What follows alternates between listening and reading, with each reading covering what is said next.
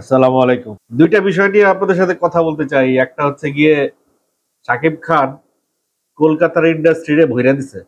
এক তুফান দিয়া ভইরা দিছে একেবারে। কেমনে ভরছে কি করছে বলতেছি। আরেকটা বিষয় নিয়ে কথা বলবো সেটা হচ্ছে যে রায়হান রাফি আর হিমেল আশরাফ এই দুইজন পরিচালকের মধ্যে একটু ভার্সেস আলাপ করব। রায়হান রাফি ভার্সেস হিমেল আশরাফ। তো প্রথমে আসি যে শাকিব খান কিভাবে ভইরা দিছে কলকাতার চলচ্চিত্রে, কলকাতার ইন্ডাস্ট্রিকে। বাংলাদেশে সিনেমা 2000-এর আগ থেকে 2000-এর আগ পর্যন্ত বাংলাদেশের সিনেমা একটা টপ পর্বে ছিল। তখন বাংলাদেশের সিনেমায় কলকাতার শিল্পীরা অভিনয় করার জন্য মুখিয়ে থাকতো, লবিং করত। বিভিন্ন শিল্পী আসছেও, অভিনয় করে গেছে, একচেটিয়া ব্যবসা মানে টাকা ইনকাম করে গেছে। সেই রিয়া সেন থেকে শুরু করে চাঙ্কি পান্ডে পর্যন্ত বলিউডের আর্টিস্টও আসতো বাংলাদেশে, মিঠুন চক্রবর্তী পর্যন্ত আসতো বাংলাদেশে, বাংলাদেশের সিনেমায় অভিনয় করতো। তখন বাংলাদেশের সিনেমা ঢালিউডের সিনেমার সাথে একটা পাল্লা দিয়ে চলতো। তো যাই হোক, সেটা ছিল বাংলাদেশের সিনেমার স্বর্ণযুগ। তো 2000 পরবর্তী সময়ে যখন অশ্লীল সিনেমা হাবিজাবি সবকিছু মিলে বাংলাদেশের সিনেমা একটু ডাউনগ্রেড হইলো, তখন কলকাতার সিনেমা মানে টালিউড আবার একটু আপগ্রেড হওয়া শুরু হইলো। কিভাবে আপগ্রেড হলো?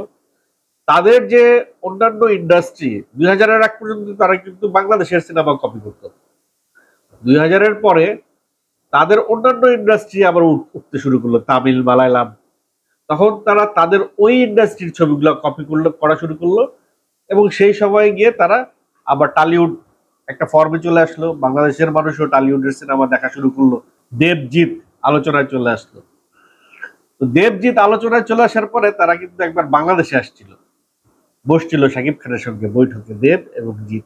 তো দেবের সঙ্গে শাকিব খানের যে আলোচনা হচ্ছিল, একটা ইয়েতে পড়লাম, পেজে পড়লাম, যে ওই পেজে যে রাইটার যে লিখছে কথাগুলো, তার কথাবার্তা যে দেব একটু মানে আছে না যে তুচ্ছ তাচ্ছিল্য করে কথা বলছিল বাংলাদেশের সিনেমাগুলা নিয়ে। এবং কথার আলাপের এক পর্যায়ে দেব শাকিব খানকে বলছিল যে দাদা, কোনো হেল্প লাগলে জানাবেন।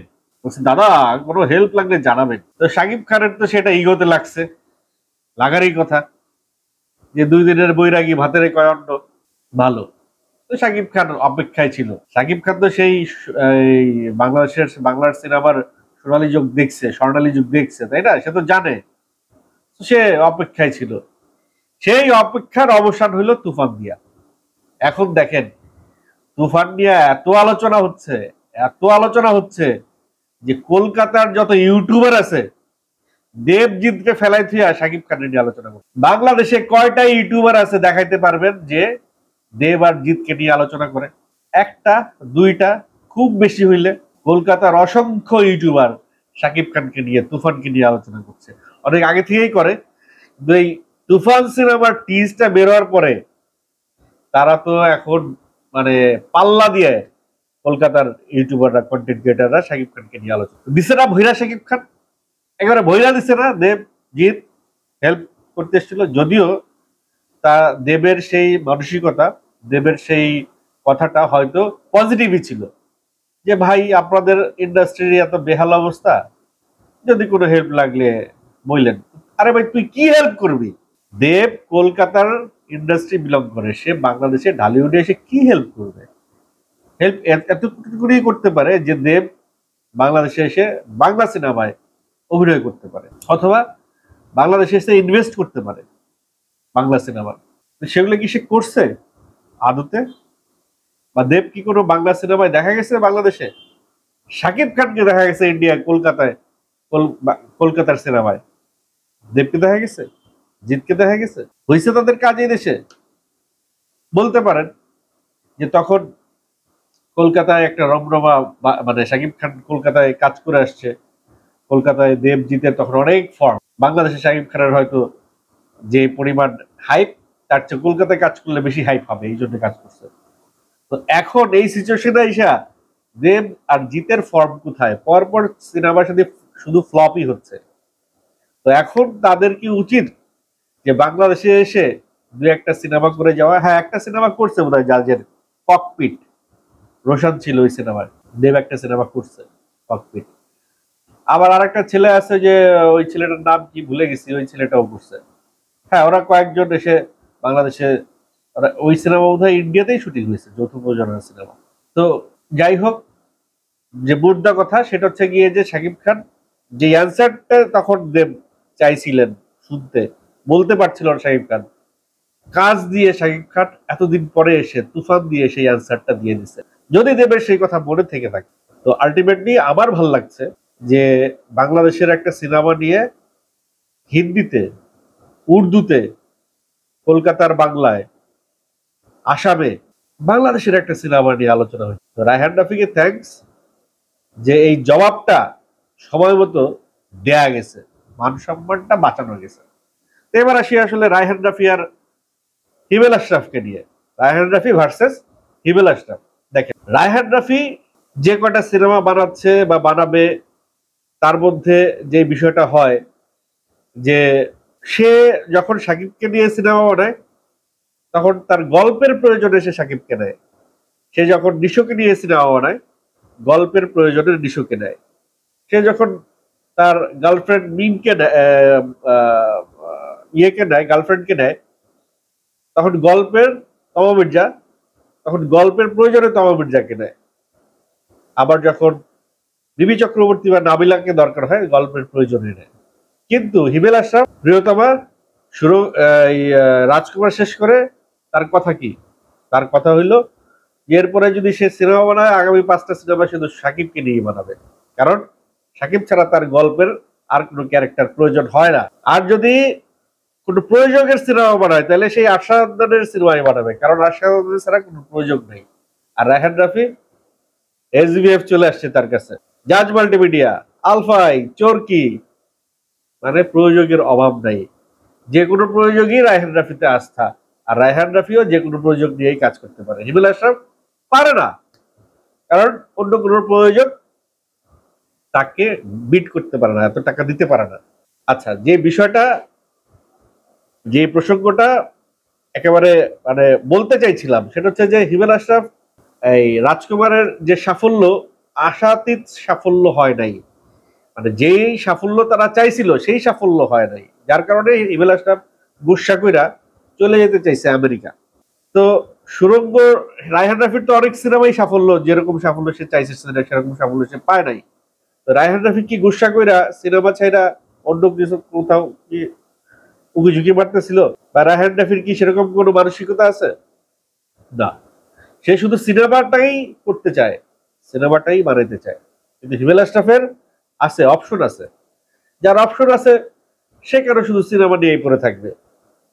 তার অপশন আছে, তার আমেরিকাতে বিরিয়ানির ব্যবসা আছে, আমেরিকায় বিজনেস আছে ভাই, আরামে আয়েশ করে তার দিন কাটানোর সময়। এখন কষ্ট করে সিনেমা কেন বানাবে? কষ্ট করে সে আমেরিকায় যাইতে চাইছে। আবার সাংবাদিকরা যখন, আবার সে নিজেই স্ট্যাটাস দিচ্ছে, হ্যাঁ যদি আরশাদ আর শাকিব খান তাকে বলে কাজ করতে, তাহলে তাদেরকে না বলার কোনো এখতিয়ার তার নাই, সে কাজ করবে। আরশাদ আর শাকিব খানের জন্যই সে কাজটা করবে। তো ফাইন, তাহলে হিমেল আশরাফ কি শাকিব খান আর আরশাদ বেস্ট ডিরেক্টর হয়ে যাচ্ছে সামনে? হিমেল আশরাফ কি শাকিব খান আর আরশাদের বাইরে তার কোনো অস্তিত্ব থাকবে না?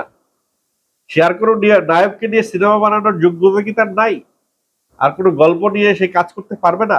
যার যোগ্যতা আছে সে যে কোনো গণা প্রয়োজক, যে কোনো হিরোকে নিয়েই কাজ করতে পারে। একটা বিষয় আছে আমাদের মিডিয়াতে, অনেক ডিরেক্টর না স্টারের উপরে ভর করে ডিরেক্টর হয়েছে, প্রচুর ডিরেক্টর। সেই ডিরেক্টর গুলো যখন সেই স্টার ছাড়া কাজ করতে গেছে তখন কিন্তু তারা তাদের সেই কাজকে সেই হাইপ দিতে পারে নাই, সেই জনপ্রিয়তা দিতে পারে নাই। আমি নাম বলবো না, কারণ নাম বলে ছোট করতে চাই না। প্রচুর বড় বড় সুপারস্টার ডিরেক্টর আছে, সুপারস্টার নায়ক ছাড়া যখন কাজ বানাইছে সেই কাজগুলো মানুষ দেখেও নাই, পুছেও নাই। তো হিমেল আশরাফ কি শেষ পর্যন্ত স্টার নির্ভর ডিরেক্টর হয়ে যাচ্ছেন? শাকিব খান ছাড়া কি হিমেল আশরাফের কোনো গতি থাকবে না? আমার মনে হয় হিমেল আশরাফের এখনই সময় সেই প্রমাণটা দেবার। আমার মনে হয় হিমেল আশরাফ তার তৃতীয় ছবি শাকিব খান ছাড়া অন্য কোনো নায়ক নিয়ে বানানো উচিত, বানিয়ে দেখিয়ে দেওয়া উচিত যে না, সেই স্টার নির্ভর ডিরেক্টর না। হ্যাঁ, সবাই সেফ শট খেলতে চায়, শিওর শট খেলতে চায়। এখন শাকিব খানকে নিয়ে বানায় সিনেমা বানালে সেই সিনেমা দেখতে দর্শক যাবেই, এটা তো একটা মানে শিওর শট। তো আপনি এবার আসেন, সাকিব ছাড়া মাঠে আসেন, সাকিব ছাড়া খেলেন, আশরাফুল ছাড়া খেলেন। একজন ডিরেক্টর হিসেবে নিজের যে আলো সেটা স্প্রেড করে দেন। আমি হিমেল আশরাফকে ব্যক্তিগতভাবে চিনি, is a very good director, very good maker, কিন্তু তার সেই ডিরেকশন, তার সেই মেকিং প্রশ্নবিদ্ধ হতে চলেছে ডিউ টু তার ডিসিশন। হ্যাঁ, এটা খুব ভালো ডিসিশন যে আরো দুই একটা সিনেমা শাকিব খানকে নিয়ে বানিয়ে তারপরে সে অন্য হিরোদের সঙ্গে কাজ করবে বা অন্য প্রযোজকদের সাথে করবে। আমার কাছে কেন জানি মনে হয় যে এত সহজ সহজ অপশন থাকতে কঠিন অপশনে কেউ যাবে না। আমার মনে হয় না কষ্ট করে হিমেল আশরাফ আবার নতুন কোনো ছেলেকে দিয়ে ব্রেক দিবে, নতুন কোনো ছেলে নিয়ে কাজ করবে। তবে আমি চাই হিমেল আশরাফ সেটা করুক যেটা রায়হান রাফি করে। কারণ এক শাকিব খানের উপরে ভর করে যেরকম পুরো বাংলার সিনেমা, পুরো বাংলাদেশের সিনেমা হলগুলো বাঁচিয়ে রাখা যাবে না, তেমনি এক রায়হান রাফির উপরে ভর করে সমস্ত সিনেমা এগিয়ে যাবে না। হিমেল আশরাফকে, রায়হান রাফিকে আরো নতুন হিরো প্রডিউস করতে হবে, আরো নতুন প্রযোজক প্রডিউস করতে হবে, আরো নতুন গল্পের জন্ম দিতে হবে। এই রায়হান রাফি আর এই হিমেল আশরাফ, এদের কাঁধে অনেক দায়িত্ব। তারা দুজনেই সিনেমাকে ভালোবাসেন, তারা দুজনেই সিনেমার পক্ষে কাজ করছেন। তাই তাদের উচিত আরো নতুন কিছু জুটি দেয়া, আরো নতুন কিছু ছেলে মেয়ে দেয়া, আরো নতুন কিছু প্রযোজক দেয়া সিনেমার স্বার্থে। রায়হান রাফি দিচ্ছে, রায়হান রাফি পরাণের প্রডিউসারকে দাঁড় করাই দিচ্ছে, রায়হান রাফি দামালের প্রডিউসার নিয়ে আসছে চ্যানেল আইকে, রায়হান রাফি এসবিএফ এর সঙ্গে কাজ করছে, সবগুলো প্রোডাকশন হাউসের সঙ্গে রায়হান রাফি কাজ করছে। আফরান নিশোকে দিল, শরীফুল রাজকে দিল, সিয়ামকে দিল, হিমেল আশরাফ কাকে দিল? এই প্রশ্নটার উত্তর চাই। আমরাও দেখতে চাই যে হিমেল আশরাফও এরকম 3-4টা হিরো এনে দিয়েছে ইন্ডাস্ট্রিতে। এই কথাটাই, এই বিষয়টাই বলছিলাম যে রায়হান রাফি ভার্সেস হিমেল আশরাফ। আপনাদের কাছে, দর্শকের কাছে আমার প্রশ্ন থাকবে এটাই, যে আপনারা এই দুইজনের মধ্যে কাকে এগিয়ে রাখবেন, কতটা এগিয়ে রাখবেন, 10-এ কে কত পাবে?